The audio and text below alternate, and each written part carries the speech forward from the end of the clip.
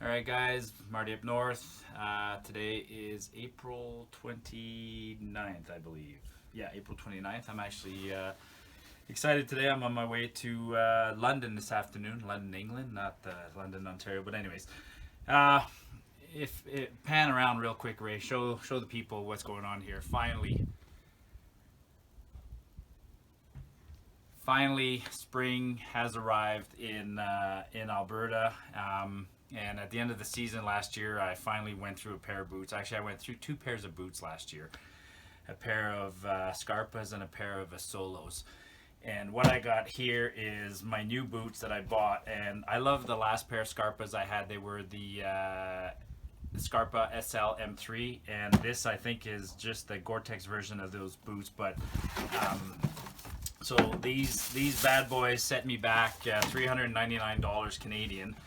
But I really enjoyed the last pair so much that, you know, different manufacturers have a different type of boot. So for me, you know, I like my boots very, very tight on my feet, and I have narrow feet, I believe. So, over the years, I found that the Scarpas and the Solos fit me well. Anyways, I looked for these online all over the place. I checked stores, and it took a long time.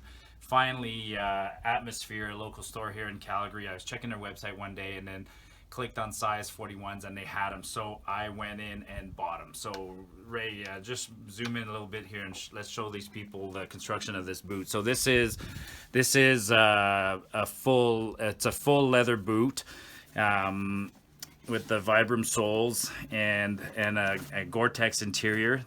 This is size 41, so tight for me, but that's the way I like him. And I'm even going to put a new insole in there, one of the custom insoles that I ordered earlier this year. And so, you know, it's a solid boot. I mean, this thing, I am going to have to wear them in and break them in before I go on to my hikes, but I got a couple of weeks to do that. Some people can hike in running shoes. I know they say that weight on your feet is equal to weight on your back. You know, it's like a 3-to-1 ratio kind of thing. A pound on your feet is like 3-4 pounds on your back. But having tried so many things over the years, me, myself, personally, I like a very, very stiff boot because of the loads I carry and the topography that I go into. And they say these are waterproof. I say that there's no boot on earth that's waterproof, but you know, time will tell. Anyways, I just wanted to show them to you real quick because in case I do decide to do a follow-up on these boots. So that's all I wanted to do, just a quick video. Now, actually, one thing I wanted to talk about, you know, I did an earlier review where I reviewed a pair of boots that was sent to me by the internet, and I think some things on the internet, I've been very vocal about that lately. There are a lot of things that you can buy on the internet. The internet has been revolutionizing a lot of retail because you can buy things on the internet directly from retailers that are cheaper than buying from, directly from wholesalers instead of buying from a retailer. But I've cautioned many people, boots are very, very personal. I get a lot of people who send me texts asking me what my boots are, and I always tell them what my boots are, but I also caution very carefully that boots are very personal. I'm lucky, I don't get blisters, my feet don't sweat too much, but I have a narrow foot, and people have wide foot, narrow foot, thick foot, whatever, sweaty feet, bunions. So I would say, you know, maybe if you try a pair in the store and then you buy them on the internet, that's one thing. I think that's kind of cheating. But if you've bought a pair and you're comfortable and you want to buy the second pair on the internet, go right ahead. But definitely, I would always advise that before you buy the first pair of a brand of boots, buy them. Go to the store and try them on. Yeah, well, I waited a long time for these boots, but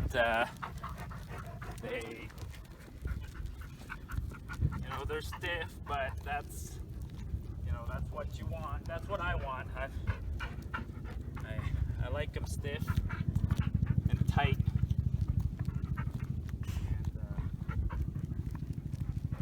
And, they have to be broken in. They don't bend. Nice. Zoom in on them. I mean, you can tell from the construction, look at, like, it's solid, and the tongue is not, like, the tongue doesn't come out. It's like your whole foot slips in there, so these will be waterproof. All right, so here's the update so far. So I bought this pair of boots in April, and by the way, you know, they are amazing. You know, that I knew that when I was going to buy them, because I had a pair of the predecessor to these, and then I didn't expect anything different. This is a Scarpa boot. So far I've done 3 trips with these. I did my first trip down in Kinesis, then I soloed, then I did one with Karen. Was an in and out, so you know, that's about 40-50 kilometers. And then I used them a couple of weeks ago when I did a 60-kilometer hike down following the Alexandra River.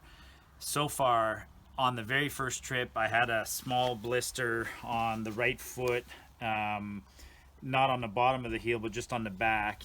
It healed okay. It wasn't too bad at the time when it occurred, and I attribute it mostly to a bad fitting pair of socks at that time. And what happens when you're hiking is sometimes you start to feel a hot spot, and if you don't stop to fix that hot spot, it sometimes goes away, and by the time it goes away, it's because either you've hurt yourself and it's too late. So I attribute that to my fault. But when I came back from the Alexandra trip, that was 4 days of hell, and the boots held up fantastic in terms of blisters.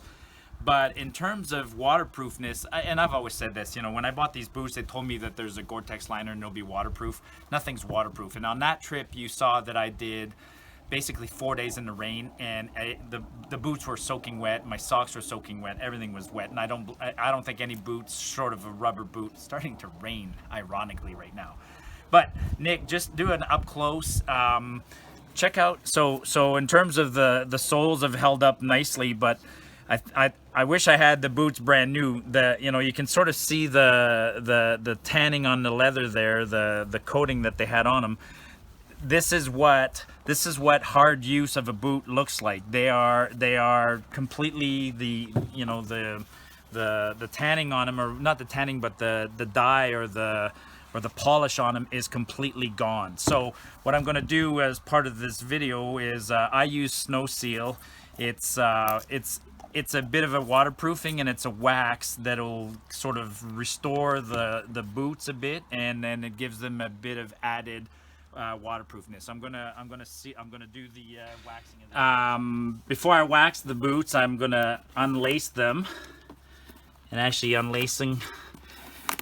you know, doing maintenance on any piece of equipment or cleaning any piece of equipment, I took courses on maintenance years ago, and they told us, you know, as a mechanic or as a heavy-duty machinist, they always say one of the first things we should do before we do maintenance is to clean the equipment. And when you're cleaning the equipment, it's like when you're cleaning your car. That's when you find the scratches and the dings and the defects and things like that. So cleaning your equipment and doing maintenance is a good way to maintain it. So I'm not gonna rewash them because they were dried from, but I'm just gonna brush off the pine needles and stuff like that before I, you know it. And the way this wax works, Karen's oven is on right now. I'm gonna turn it off. Then you put the boots in the oven and let them warm up a bit, not too hot. And then when I dab on that beeswax on there, it soaks into the leather. So, and then you put in as much as the leather can absorb. So that boot is clean. And let's do this.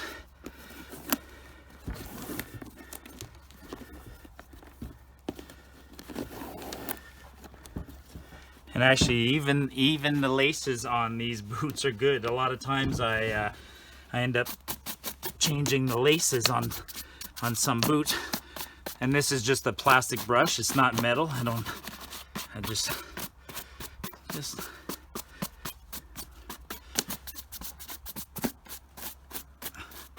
so there you go. So by taking off the laces, I'll be able to dab these and get them nice and full. So next step, I'm gonna go put these in the oven for a few minutes, let them warm up, not too hot.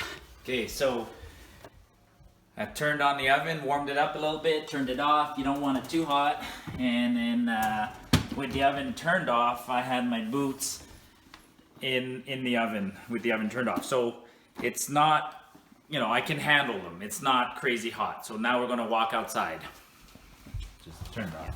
Okay, so now you just take this stuff, put it on your hands, and I'm just gonna work it all in everywhere. Takes a lot to do a boot.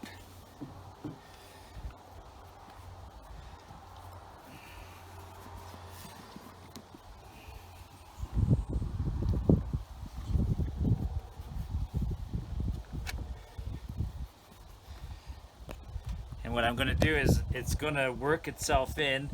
I'm going to put some until it sort of doesn't absorb anymore, and then I'm going to wipe off the excess with a rag afterwards, and then give it a little brush or a little polish with the shoe brush. So can just stop it for a second. So there you have it. Now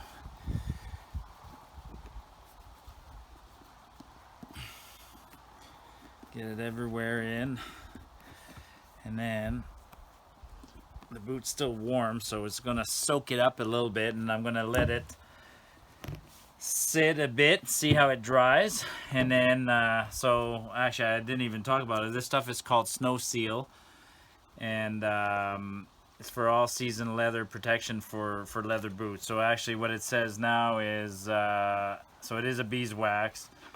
The warm leather will melt the Snow Seal and draw it deep into the pores, which is done. Apply as much as it'll absorb, and then remove the excess with a rag and buff with a brush to shine. So so that's all I'm going to do now, is I'm just going to let it dry a little bit, and then I'll give it a buff, and we should be good to go. Relace them. So actually I got an old rag because I thought I was going to have to wipe them, but you can see that the beeswax just soaked into them. They're a little tacky, but in fact I might actually put just a little bit more on them, but it'll help. So the water will, I'm just gonna get rid of the excess and relace them, but the wax will help a little bit of water bead off. And like I said, if you're walking like I was 2 weeks ago when I was going to Castlegar, where you got willows that are thick, you can't even see the trail, and there's rain, and it's raining, and it's wet, and it's muddy.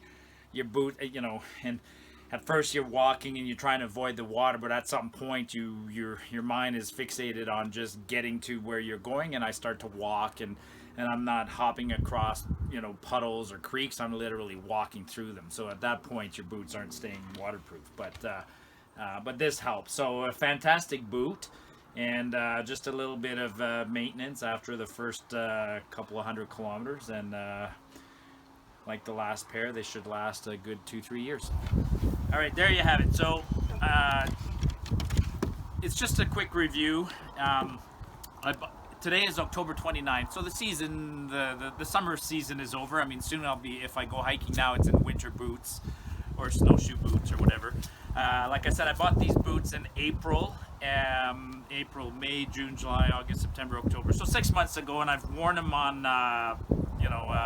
half a dozen hikes. They probably got 400 kilometers on them. So they are a fantastic boot. I show you in the video a little bit of maintenance. They're dirty right now, but they've held up amazingly well. They're still in great shape on the inside. They're extremely comfortable, and I would say now at this point, they're well broken in, but they're still supple, whatever the word is. They're still smooth, and because of the maintenance I did. So it's my Scarpa boots. One of my favorite brands. I've had many variations of these boots over the years, and like I said, I'm a full leather type of guy when it comes to hiking, and I hope you enjoyed that review. So thanks for watching.